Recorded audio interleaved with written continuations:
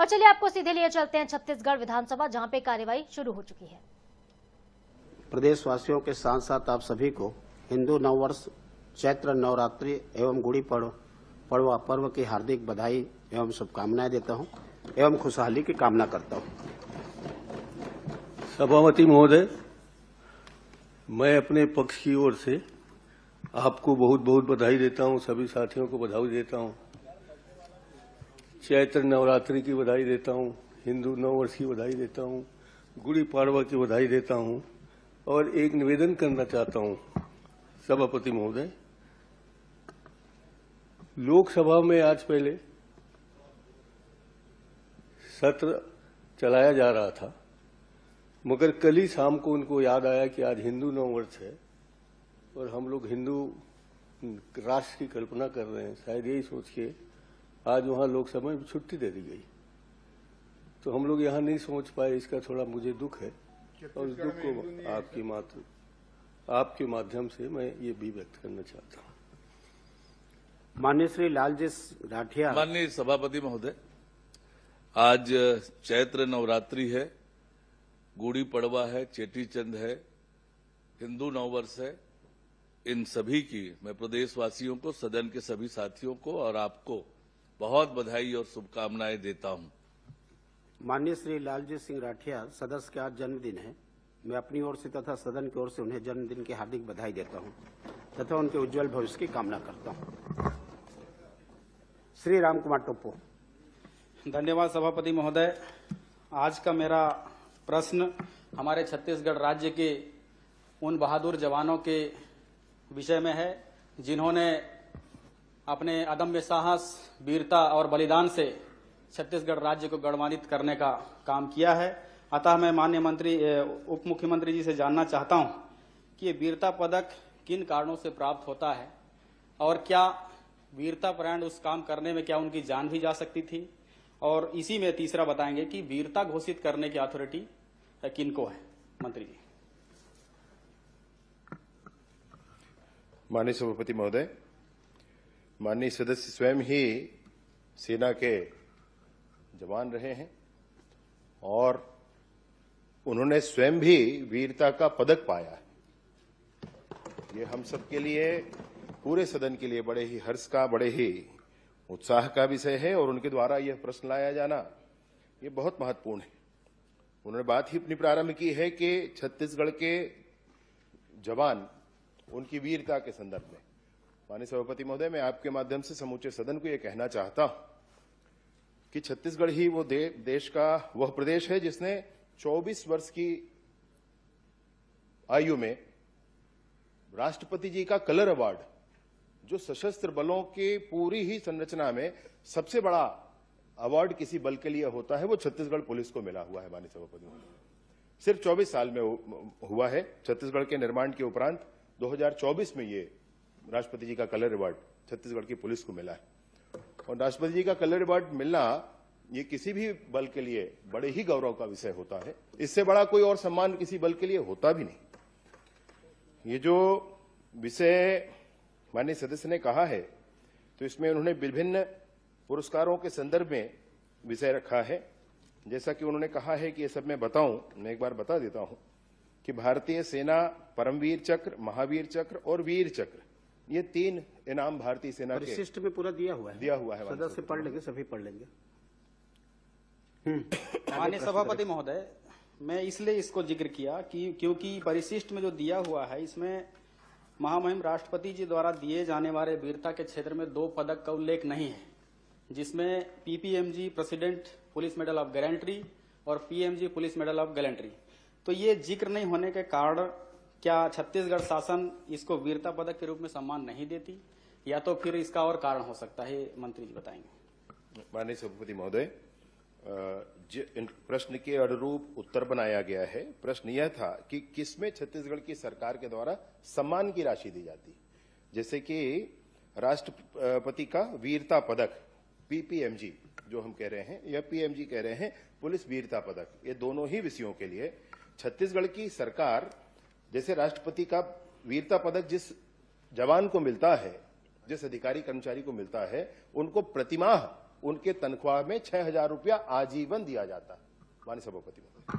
और ऐसे ही वीरता पदक जो किसी जवान अथवा अधिकारी को मिलता है, उनको 2,000 रुपया उनके वेतन में जोड़कर प्रतिमाह जीवन भर दिया जाता है और यह छत्तीसगढ़ की सरकार के द्वारा दिया जाता है माननीय सभापति महोदय। इसमें विशेष रूप से जो उल्लेख माननीय सदस्य ने किया है और मैं बड़ी प्रशंसा करता हूं उनकी, उन्होंने बहुत अच्छा विषय इस प्रश्न के माध्यम से लाया है और उन्होंने ये कहा है कि क्या सम्मान राशि दी जाती है क्या, तो वर्तमान में इन दोनों ही विषयों के लिए और एक छत्तीसगढ़ शौर्य पदक भी है, उसके लिए भी 1,500 रुपये की राशि उनकी तनख्वाह में जोड़ करके प्रतिमाह जीवन भर दिया जाता है। इन तीनों ही विषयों के लिए अभी एकमुश्त कोई राशि, जिसको हम आपके प्रश्न के अनुरूप अगर कहें तो सम्मान राशि कोई दी जाती है क्या, ऐसा कहा है माननीय सभापति महोदय, तो यह अभी नहीं दी जाती। परंतु आज सदस्य माननीय राम कुमार जी के प्रश्न के उपरांत मैं बिल्कुल ये सोचता हूं कि बहुत अच्छा ध्यानाकर्षण इस प्रश्न के माध्यम से किया गया है।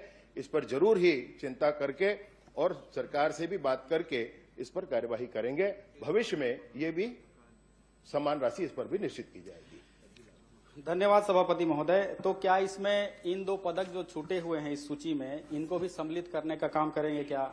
और साथ ही यह भी कहना चाहता हूं कि इसमें केवल सम्मान राशि का जिक्र है और अबलिक भूमि है, तो क्या भूमि का प्रावधानित एक बार बता देंगे कि परमवीर चक्र से लेकर जो सेना मेडल तक का जिक्र आपने किया है, इसमें कितना कितना भूमि संबंधित पदक प्राप्तकर्ताओं को दिया जाना है, ऐसा एक बार जानकारी देंगे, क्योंकि इसमें नहीं है।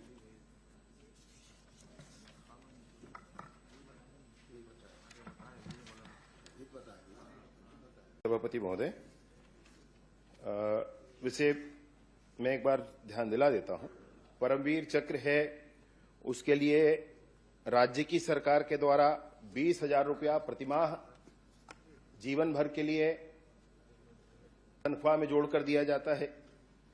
ऐसे ही महावीर चक्र के लिए 10,000 रुपया प्रतिमाह जीवन भर के लिए तनख्वाह में जोड़कर दिया जाता है। वीर चक्र के लिए सभापति महोदय, 1 मिनट मंत्री जी, ये 20 लाख है कि 20,000 है? और राशि तो लिखा हुआ है, लेकिन जमीन अबलिक दिया हुआ है, तो भूमि का कोई निर्धारित है कि इतना एकड़ दिया जाना है सभी पदकों पर? ये जो 20,000 मैं आपसे कह रहा हूं माननीय सभापति महोदय, ये 20,000 रुपये तनख्वाह के साथ जीवन भर के लिए है। मुफ्त दिया है। हाँ, दोनों ही बात है। एक मुफ्त है, इसमें 20 लाख दिया हुआ है। प्रश्न माननीय सदस्य का प्रश्न यह है माननीय सभापति महोदय कि सम्मान की राशि जो एक बार दी जाती है वह 20 लाख रुपया है। वह नियोक्ता देते हैं, जो उस जहां के एम्प्लॉय वो हैं वह देते हैं। छत्तीसगढ़ की सरकार उस पे क्या करती है, तो छत्तीसगढ़ के मान लीजिए परमवीर चक्र कोई प्राप्त करता है तो 20 लाख जो उनको मिलेगा, उनके जिन्होंने उनको, हाँ, उनकी संस्था जो देगी, मान लीजिए सेना है, सेना ही देती है तो सेना देगी। छत्तीसगढ़ की सरकार 20,000 रुपया प्रतिमाह उनके जीवन भर के लिए उनको इस विषय पर देती। ऐसे ही सारे ही इसमें है। ठीक। सभापति महोदय, इसमें वो जमीन की बात कर रहे हैं, स्पष्ट नहीं हुआ। मेरा ये कहना है कि चाहे वो किसी भी राज्य में ड्यूटी करते हो, चाहे सेना के जवान हो या अर्धसैनिक के जवान हो, या हमारे राज्य में ड्यूटी पर हैं, हमारे राज्य के स्थायी निवासी हैं वो लोग, तो क्या छत्तीसगढ़ सरकार फिर हमारे तरफ से उनको प्रोत्साहित करने के लिए या नई पीढ़ी के लिए प्रोत्साहन बने, उसके लिए हमारी सरकार क्या दे रही है, ये मैं जानना चाह रहा हूं। जबकि हर एक मेडलों पर केंद्र सरकार द्वारा, जैसे कि तनख्वाह के साथ आपने जो बताया है, एक बार वो तो मिलता ही है। नहीं, मैं पूरा एक बार स्पष्ट करना चाहता हूं माननीय सभापति महोदय कि मैं जो प्रश्न है वह सम्मान राशि का है। सम्मान राशि का अर्थ यह निकाला हम लोगों ने, और शायद माननीय सदस्य का भाव भी ऐसा ही है कि एक मुश्त राशि जो दी जाती है। अभी मैं एक बार थोड़ा स्पष्ट कर देता हूं माननीय सभापति महोदय, जैसे परमवीर चक्र है तो 20 लाख रुपए की सम्मान राशि एक मुश्त दी जाती है और यह सेना के द्वारा दी जाती है। छत्तीसगढ़ के किसी जवान को अगर परमवीर चक्र प्राप्त होता है तो इस 20 लाख रुपए के अतिरिक्त 20,000 रुपया प्रतिमाह जीवन भर के लिए उनके तनख्वाह के साथ जोड़कर दिया जाता है, और यह राज्य की सरकार के द्वारा दिया जाता है, छत्तीसगढ़ की सरकार के द्वारा दिया जाता है। ऐसे ही अशोक चक्र है, कीर्ति चक्र है, शौर्य चक्र है, यह भारतीय सेना के लोगों को, केंद्रीय सशस्त्र बल के लोगों को, हमारे पुलिस बल के लोगों को, रेलवे सुरक्षा बल के लोगों को, आम नागरिकों को ये चक्र दिए जाते हैं। और इन चक्रों के लिए भी स्पष्टता है कि मान लीजिए अशोक चक्र है तो यह भी 20 लाख रुपया है, एक मुश्त है, और 12,000 रुपया जो उनके नियोक्ता देंगे अशोक चक्र को, जो जहां पर वो काम करते हैं वो देंगे, और 12,000 रुपया छत्तीसगढ़ की सरकार प्रतिमाह देती। ये छत्तीसगढ़ की सरकार के द्वारा दिया हुआ है। लेकिन सभापति महोदय, इसमें तो स्पष्ट लिखा हुआ है कि वीरतापूर्ण कार्य हेतु पदक प्राप्तकर्ताओं को छत्तीसगढ़ शासन द्वारा दी जाने वाली राशि है। जैसे मंत्री जी बता रहे हैं कि 12 लाख जो है ना कौन देता है जहां वो ड्यूटी करता है, लेकिन इसमें तो आपने ये लिखा है कि 20 लाख रुपए छत्तीसगढ़ शासन देती है, ये सम्मान राशि के रूप में कि उसने इस राज्य के निवासरत था और वीरता का काम किया, इसलिए हमने उनको सम्मान दिया। तो ये थोड़ा स्पष्ट नहीं हो पा रहा है कि ये छत्तीसगढ़ शासन दे रहा है कि जहां पे ड्यूटी कर रहा है वो दे रहा है।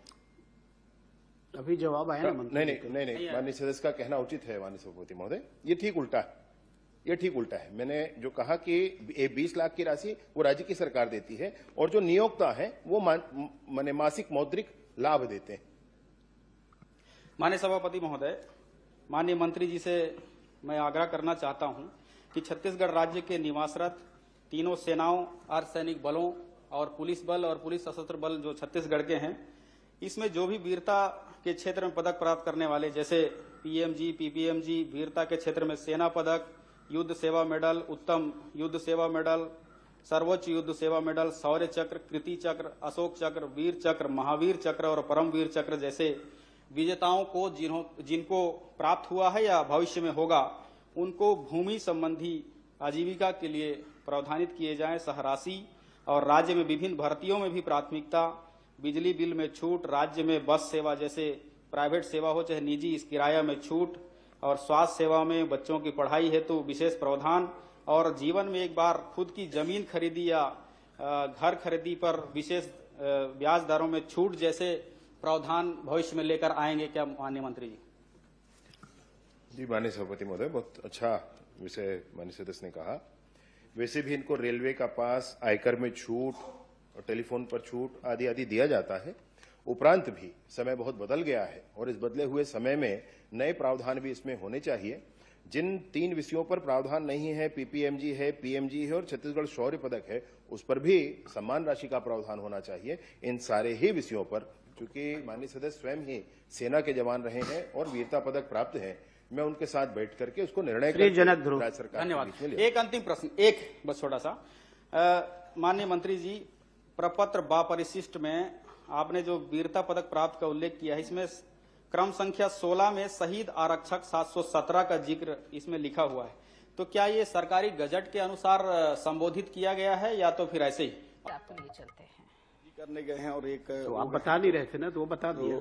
क्योंकि पीजी का वो हम रोक नहीं सकते। सभापति महोदय, जैसे नीट क्लियर कर लेते हैं, माननीय उनको मंत्री भेजना ही जी, पड़ता है। आप जो उस दिन घोषणा किए हैं वो कब तक के हो जाएगा? अभी तक धरातल में नहीं, कोई हुआ है? हमने दूसरे दिन उसकी प्रक्रिया चालू कर दी। लेकिन धरातल में अभी कोई वापस नहीं आए हैं। नहीं आएंगे, आप अपना प्रश्न करें, कार्रवाई होगा, नहीं आएंगे तो माननीय मंत्री जी हमारे बोल रहे हैं उसमें मत भूलिए ना, उसको रोक दीजिए। उनको पूछने दीजिए। माननीय सभापति जी, माननीय मंत्री जी बताने कष्ट करेंगे कि ये जो पद रिक्त है वो कब तक भरे जाएंगे?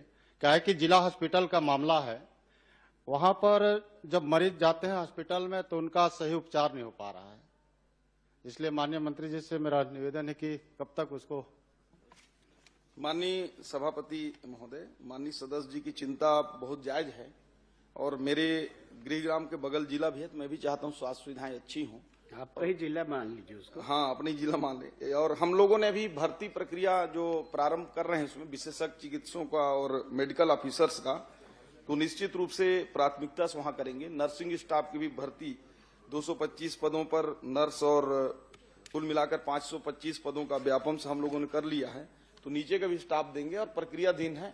और शीघ्र ही आप लोगों के जैसे ही डॉक्टर की उपलब्धता होती है या अटैच होंगे जो आपकी जानकारी में है, तो अटैचमेंट का हमने घोषणा किया है, जल्द ही आपके हॉस्पिटल में ज्वाइन करेंगे। सुनिए जी।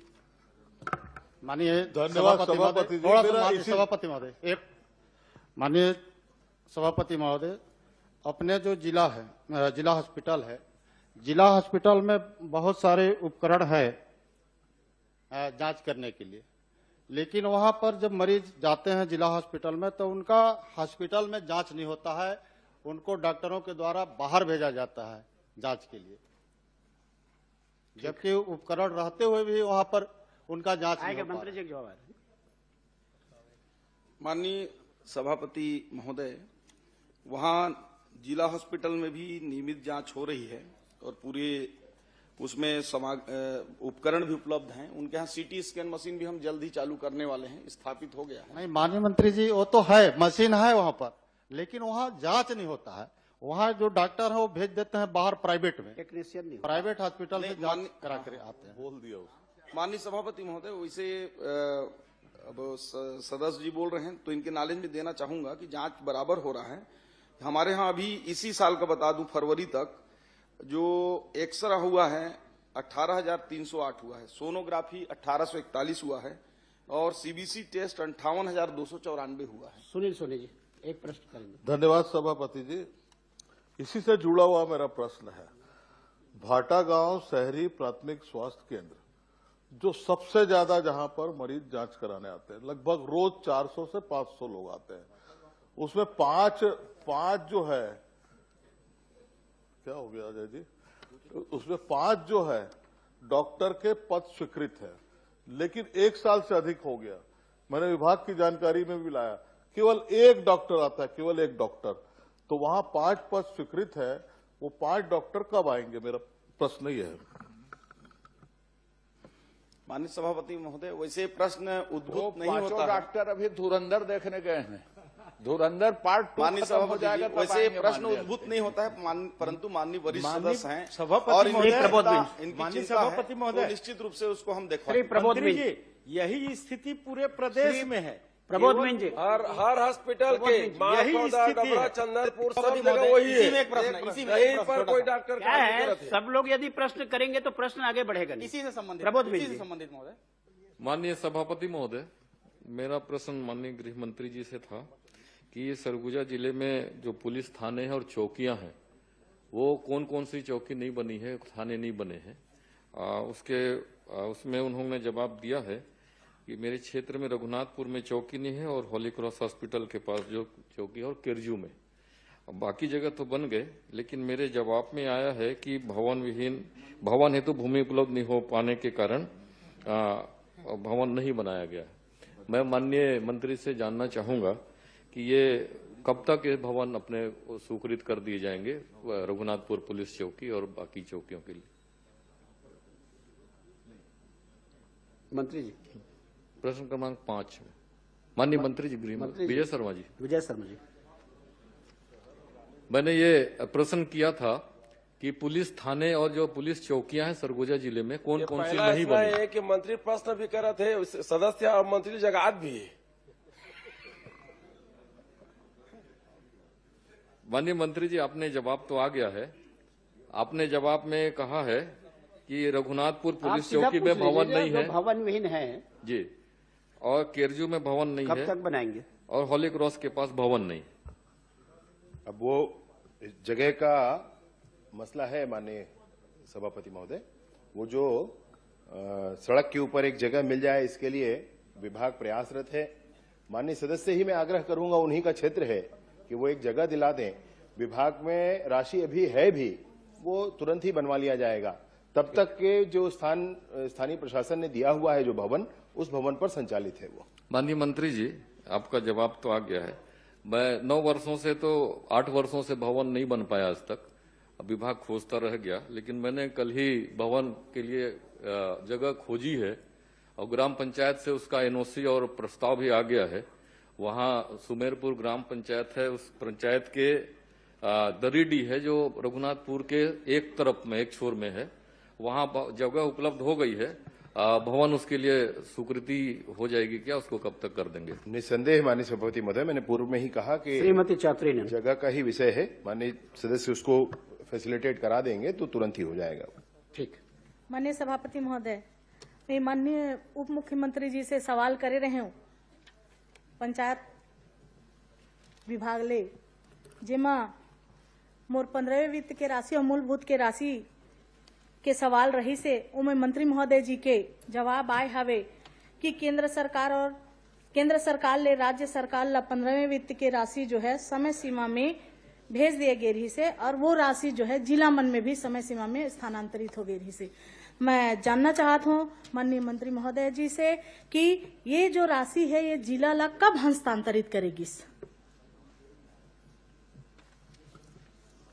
माननीय सभापति महोदय, माननीय सदस्य हमेशा ही बड़ा ही अच्छा प्रश्न पूछते हैं और प्रश्न पूछते हैं तहाले पूरा विभाग वही प्रश्न ला इंजन मान के दौड़ते।